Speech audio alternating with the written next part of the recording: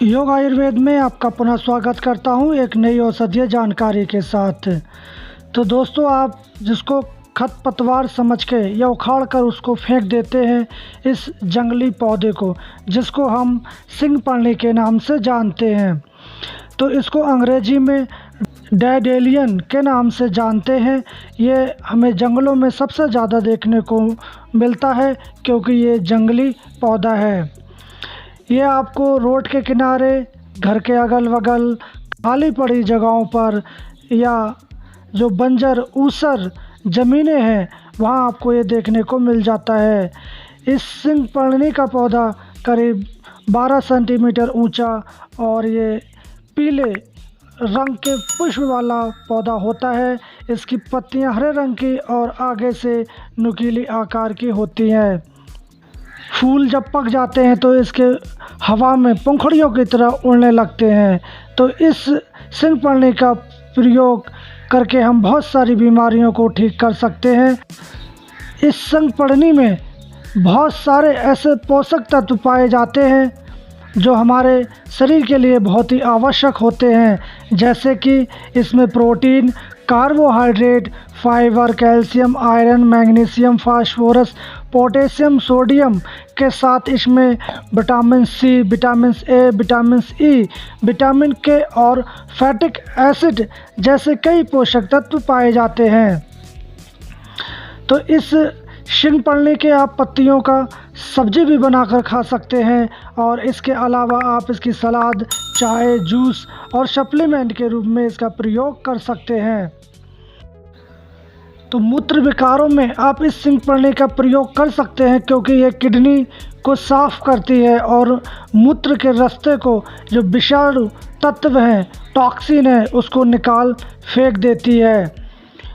सिंगपर्णी का प्रयोग करके आप अपने लीवर को हमेशा के लिए स्वस्थ रख सकते हैं। ऐसा माना जाता है आप इसका प्रयोग करते हैं इसकी जड़ का, तो आप अपने लीवर के होने वाले विकारों से आप बच सकते हैं। सिंगपर्णी के तने के तोड़ते हैं तो बीच में से दूध जैसा एक सफ़ेद सा रस निकलता है।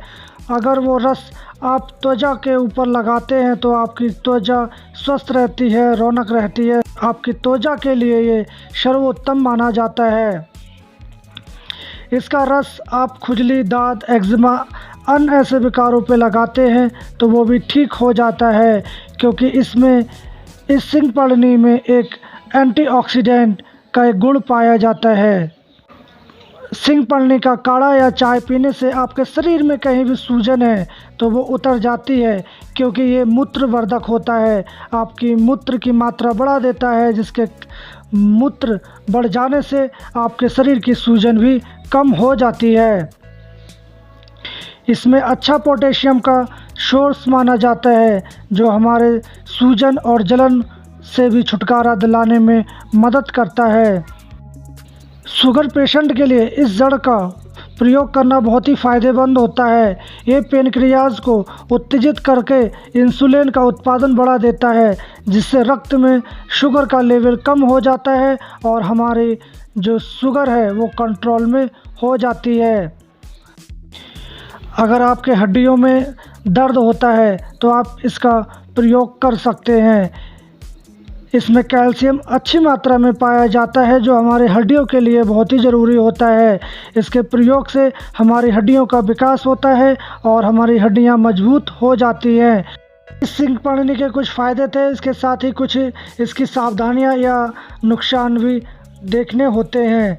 पित्त नाली में रुकावट, दस्त, गैस्ट्रिक एसिड और पेप्सिन अल्सर से पीड़ित व्यक्तियों का या गर्भवती महिलाओं को 12 वर्ष से कम बच्चों का इसका सेवन नहीं करना चाहिए।